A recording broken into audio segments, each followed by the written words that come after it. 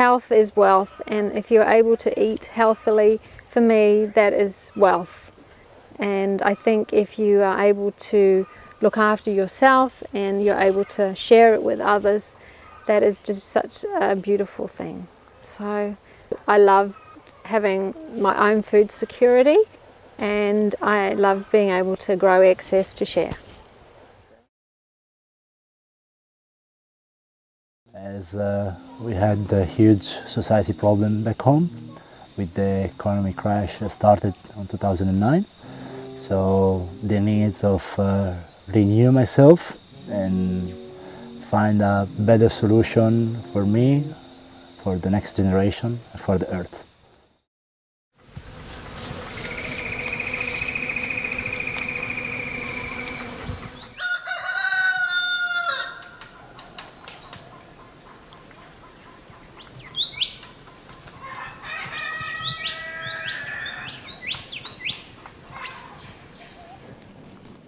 I chose to do a PDC because I wanted to learn something different. I really wanted to learn something different. I was from a traditional school, you know, and with the life I was having, I wasn't that happy. So I wanted to be sustainable, if it's the word. Yeah, I wanted to be sustainable. So one of my friends had noticed that I was getting into my little veggie patch at my house and got me a magazine, and in the magazine was information about the PDC, and that's how I found out about it. And then the more I researched about it on the internet and found out about it, I decided that this was the way to go, and there was a lot of value in what I could learn at the PDC. So I just took the opportunity and came, and it's been great.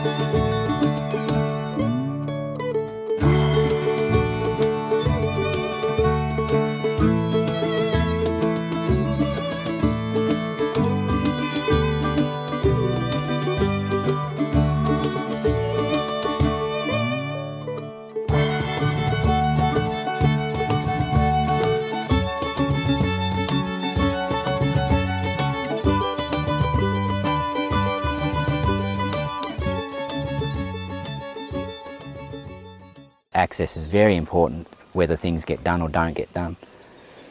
My mulch comes from whenever I mow or whippersnip, I harvest it. So this is the spillway of the major food forest swale, the one that brought the nutrient back into the system. And this is where it spills here, and when we're getting quite wet, all water sort of catches there and spills through here as well. So it gets a little bit wet through here and then goes down through the whole food forest area.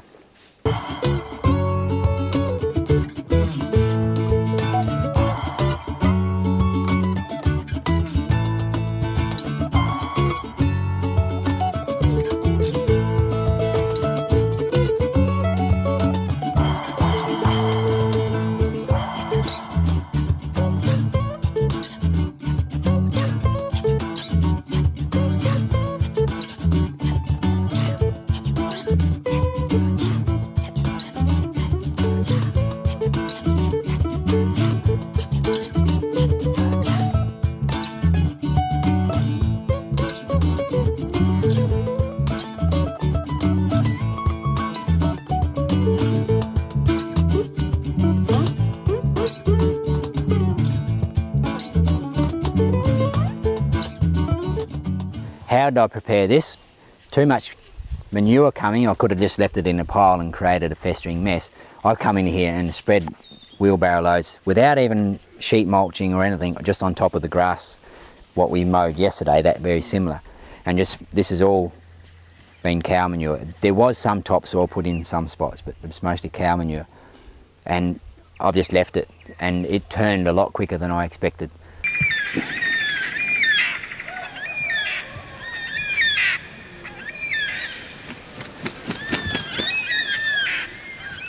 What they've mainly done is eradicated the grass seed, so I hardly have any grass come up. There will be some clumps of solid grass, clumpy stuff like these ones here, really tough, that I'll dig out once I've moved it before I plant, just so that they don't come back. And then I just keep coming back and just checking that there's not so much grass growing. What that's all about, grass is bacterial based and trees are fungal based. So whatever I do chop and drop now in that section there is fungal based. Where if it's grass, it'd be bacterial based. So we're actually creating a natural environment for the tree. It's joyful. You get to see the abundance of how things are grown. I think all chefs should come and do that, to see where their produce actually comes from, how it's grown, when it's plentiful in the garden. That's the time to make pastes, and yeah, it's definitely great. Pretty much I try to keep the vitamins in the plants, so I harvest them, just before lunch, and cook to try and keep the seasonal tastiness and the vitamins in the greens that we've been using in the garden.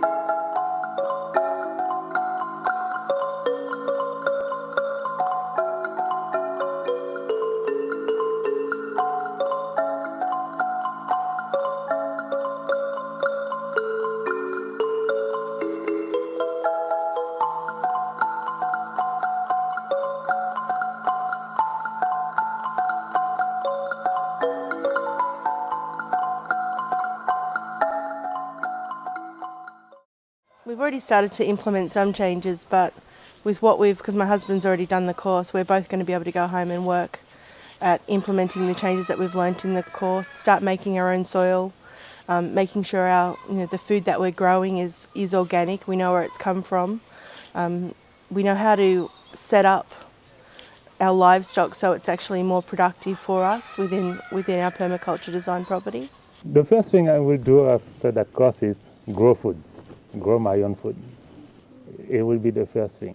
It seems like the right thing to do for me and my friends and family, and I guess the world as a whole. It seems like the right thing to do, to take responsibility for your place on the earth. So.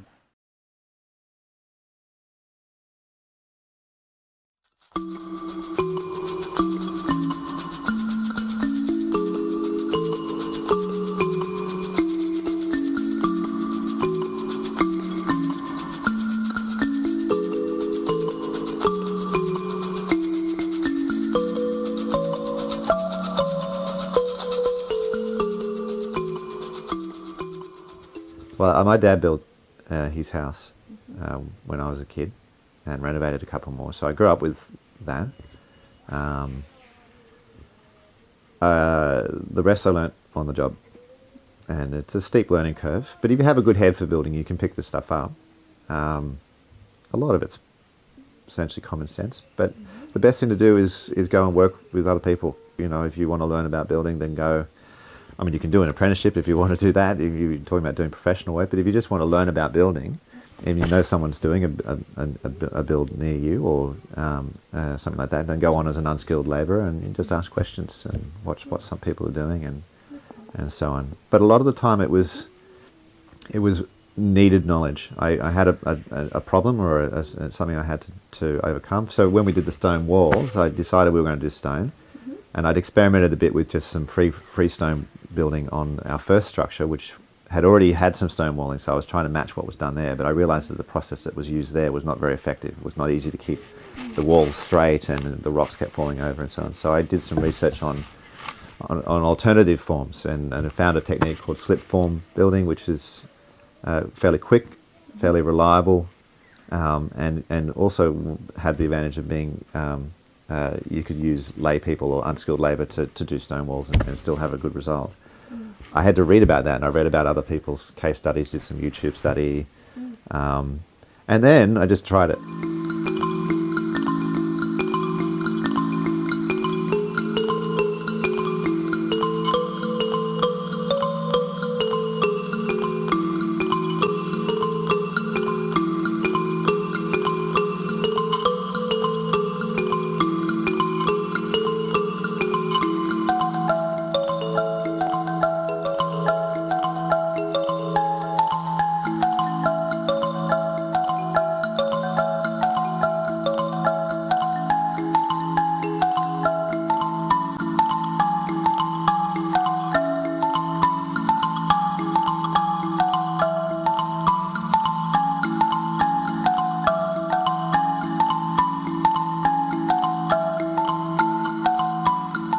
So ultimately the kitchen water just comes in and it just distributes into here.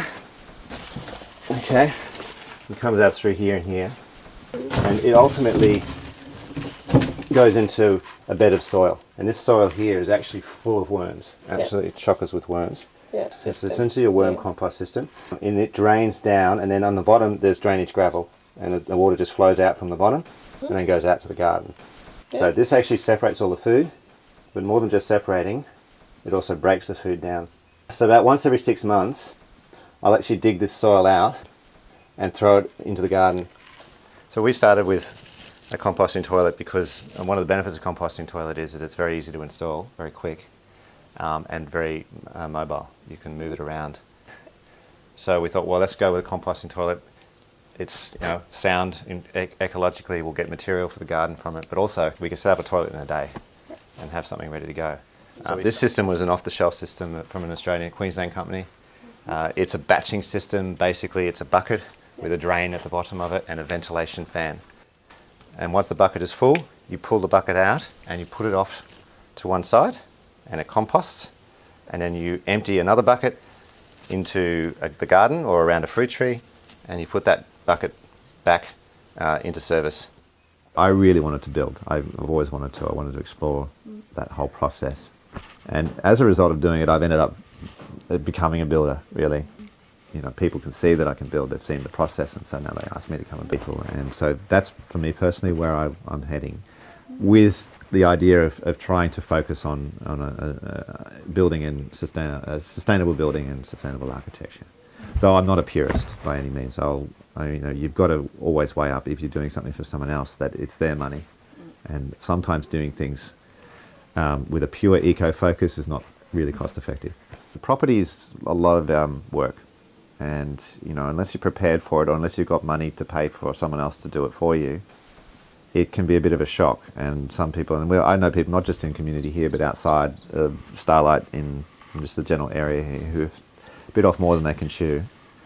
Either financially, they've put too much money down, or just physically they can't keep up with the amount of work, and it falls apart. And that can be quite distressing when that happens. So generally, I would recommend that if anybody's interested in living on property, that they rent for a bit first and see what it's like. Not to say that you can't leave the city and say live in a small town or something like that. There are a lot of options there, but on property like this, you've got to be able to have the stamina or the resources to take it on.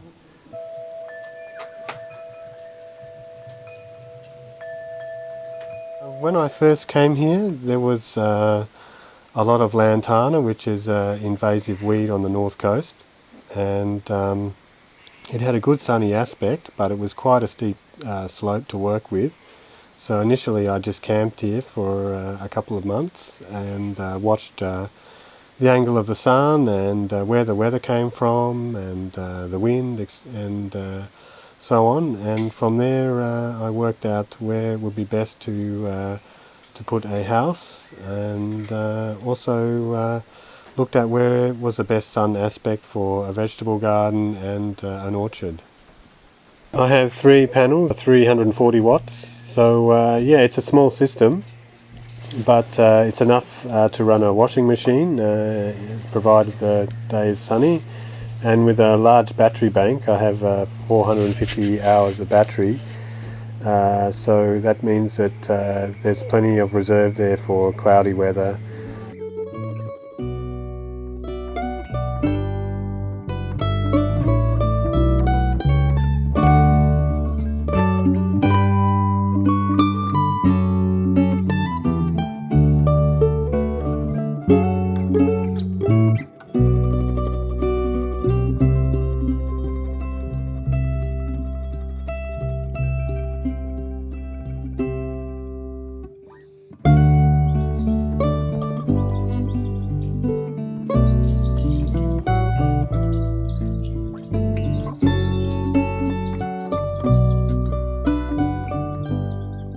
Everything is done by hand. I have used some power tools, of course, chainsaw and power drill and so on, but yeah, all the earthworks here I've done by hand.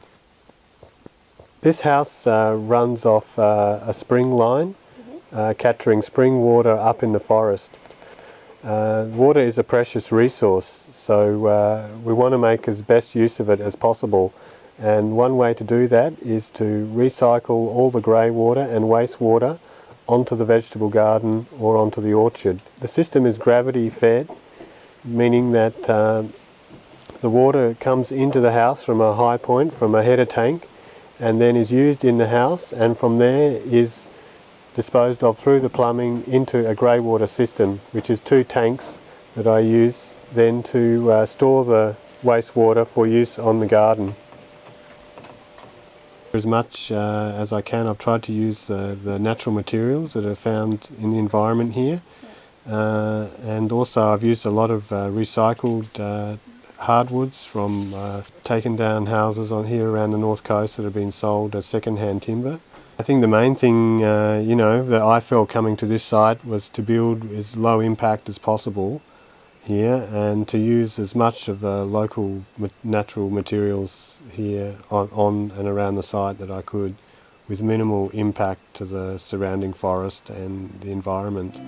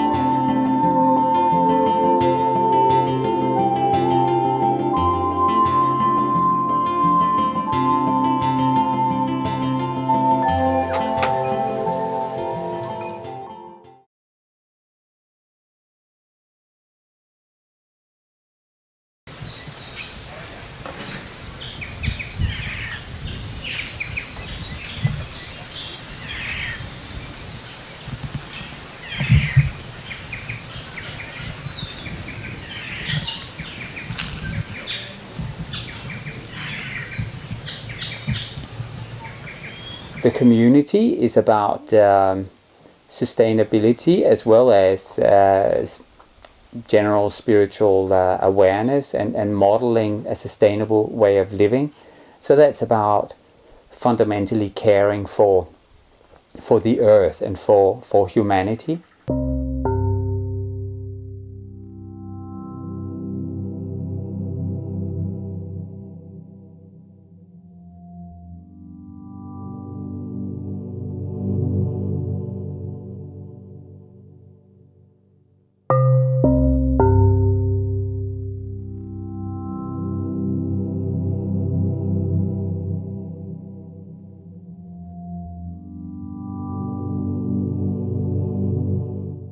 I'd been looking for community for many years, for at least 10 years, without finding something that suited me.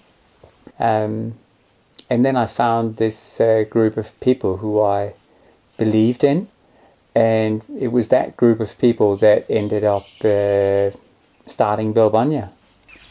So it started as an idea about 2 years before that, and we got together a whole heap of people and we talked about, well, what is it that we would create? If we could create anything at all, what would we create? And we came up with a list of values and what it is that we want to do. And over the course of the next 2 years, you know, we brought those back down to, well, what does the land need to have in order to support that vision? And we finally found the ideal piece of land for us, and it took us about 6 months to finance and to buy it, and then we moved in just before Christmas in 2008. It's wonderful. Like there's nothing like community living. That is not to say that it is the best way of living, because that's individual, personal choice. And different communities suit different people. It's a peaceful and quiet place. It's in very rich nature, and being an intentional community with a shared intention of promoting sustainability and living with a spiritual awareness and a care and consideration for each other. They're things I value a lot, and that I find in general in mainstream society they're missing.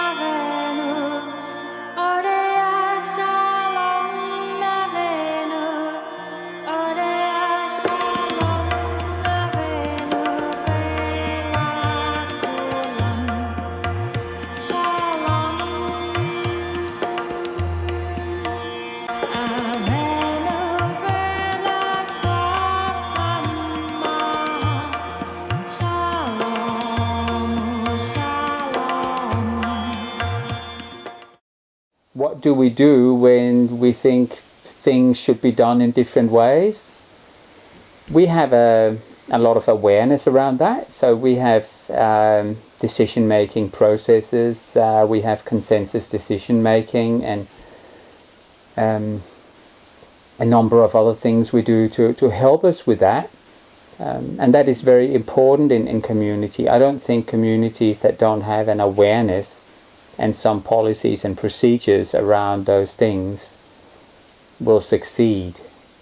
They'll end up tearing each other's head off. Well, look, we were really lucky in the people who were drawn to be here. So when we first started, you know, we had such a range of skills. We had Rose, who has run restaurants before and done a lot of catering. We have a builder, we have an electrical engineer, Chris has done community development, we have someone who specialises in communications, you know, I've got a background in law. So many different skills all adding to each other. And so what's been able to happen is people have been able to bring their skills to the table and contribute that, help others to learn those skills or to get some of those skills, so we all get a little bit of, I see now, you know, and be able to build Belbunya up in a very holistic sense, you know, so making sure that we have in place systems that support what we want to do, financial systems that are sustaining and support what we want to do, and the physical aspects. And so it's worked really well in enabling people to follow what they're passionate about. One of the really valuable things we have here at Belbunya is this flow of people coming through. I mentioned before this notion of our humanity and how we see each other. It is a blessing having people from all these different cultures with different backgrounds, different dreams and so on, come through and share their knowledge and their enthusiasm, and sometimes maybe just resting at Belbunya and rejuvenating or, you know, re-energizing. Yeah, volunteers bring a fantastic range of skills and enthusiasm, and I sort of kind of think of them like bees going around pollinating plants, because whilst we're sort of here at Belbunya doing our thing, we've got a whole lot of volunteers who are going visiting all kinds of different communities and coming here and sharing with us about what they've learnt in these other communities and places, which is great. And then they go off and they share about us with other places, and volunteers come here who've met some of the volunteers who've been here before, you know, which is really nice, really good for us. ここではガーデニングや農業をやらせてもらってます。エコビレッジとかコミュニティとかに興味があって、自分も将来作りたいなって友人と話してて、作ろうねって話してて、海外にこういうのあるよっていうのを聞いていました。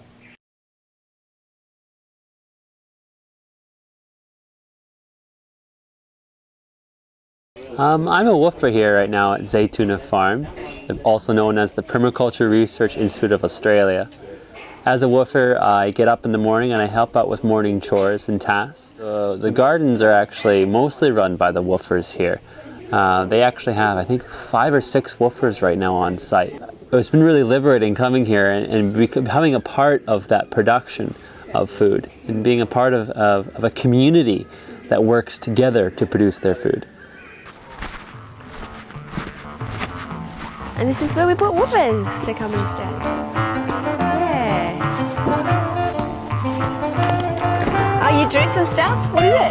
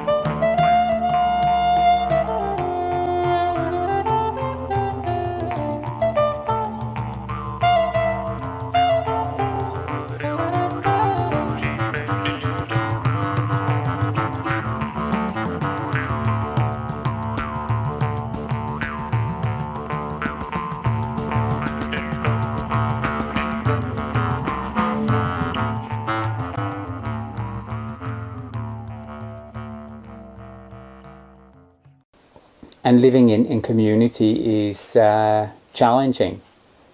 It will challenge everybody. But on the other hand, for me, that is a choice where I see it as an opportunity to grow. Just like in a relationship or in a family, whenever you try to live with others, there are challenges. Community is no different.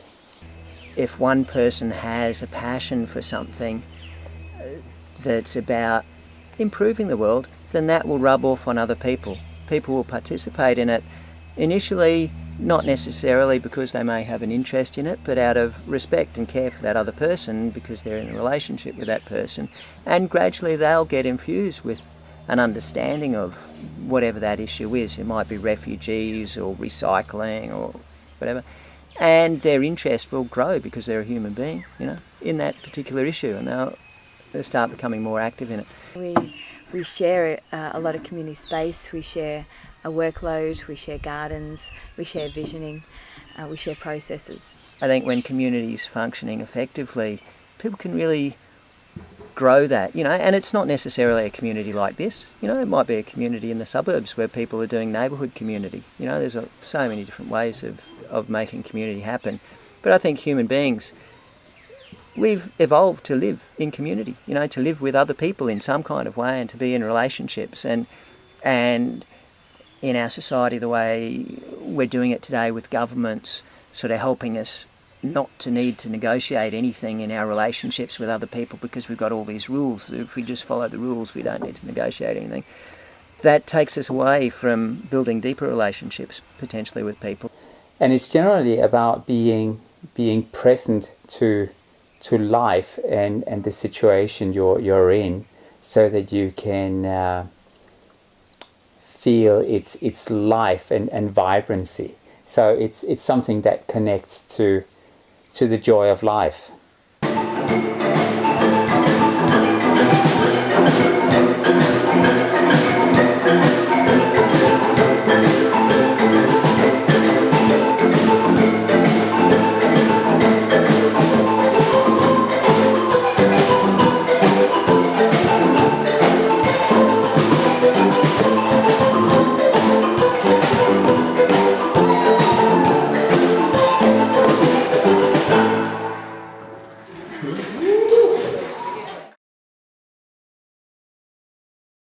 Yeah, you can do it. You've got this resource, that resource, it's all here. You just got to put it all together. I hope to live my life as peacefully as I can and respect my place on the earth, and hopefully the rest of the world can live that way too. We all want to be safe. We all want to express love and feel loved. We all want to make a contribution to this world. So you got to really ask, what are we sustaining?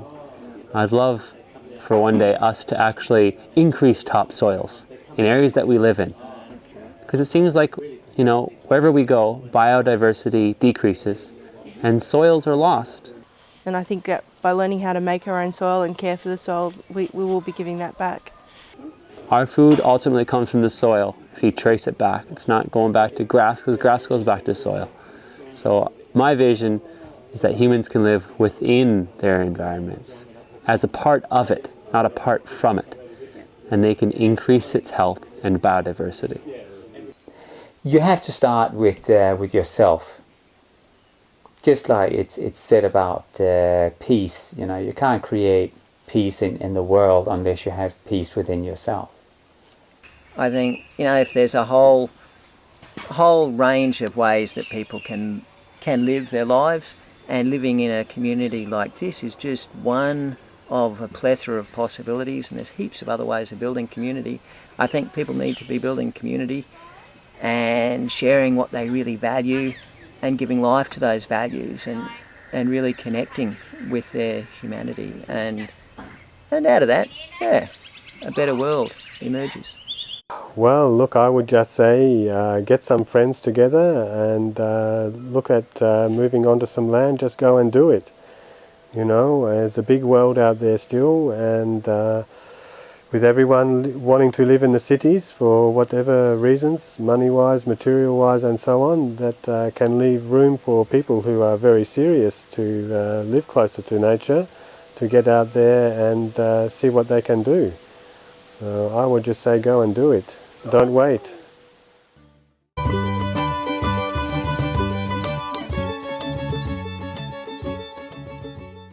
Access is very important, whether things get done or don't get done. My mulch comes from whenever I mow or whippersnip, I harvest it. So this is the spillway of the major food forest swale, the one that brought the nutrient back into the system. And it's where it spills here, and when we're getting quite wet, all water sort of catches there and spills through here as well. So it gets a little bit wet through here and then goes down through the whole food forest area.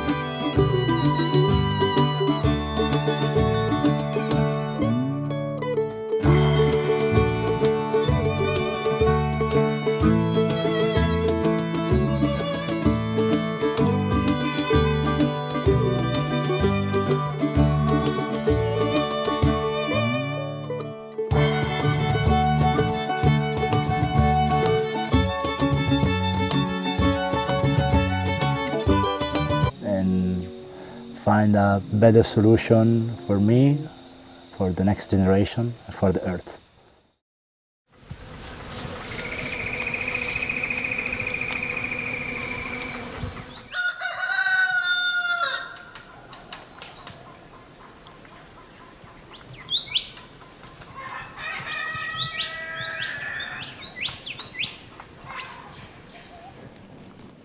I chose to do a PDC because I wanted to learn something different. I really wanted to learn something different. I was from traditional school, you know, and with the life I was having, I wasn't that happy. So I wanted to be sustainable, if it's the word. Yeah, I wanted to be sustainable. So one of my friends had noticed that I was getting into my little veggie patch at my house and got me a magazine. And in the magazine was information about the PDC, and that's how I found out about it. And then the more I researched about it on the internet and found out about it, I decided that this was the way to go, and there was a lot of value in what I could learn at the PDC. So I just took the opportunity and came, and it's been great.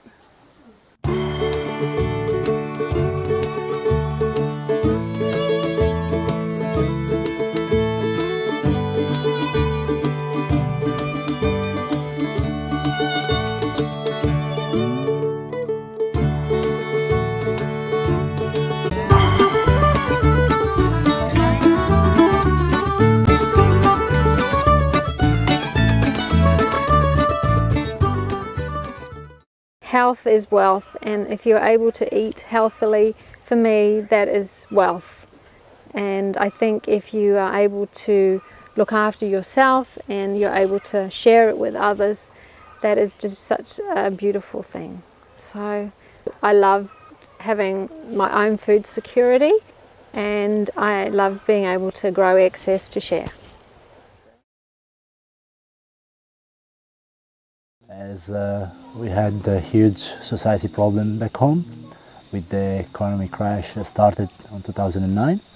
So the needs of renew myself